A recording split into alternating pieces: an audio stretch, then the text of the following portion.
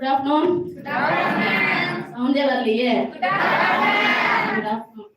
நான் ஃபர்ஸ்ட் வரும்போது அங்க வந்து யாருமே கிடையாது, நான் மட்டும் தான் போனேன். போயிட்டு அங்க ஃபுல் டைமா இருந்தா பண்ணல தான் நான் பண்ணேன்.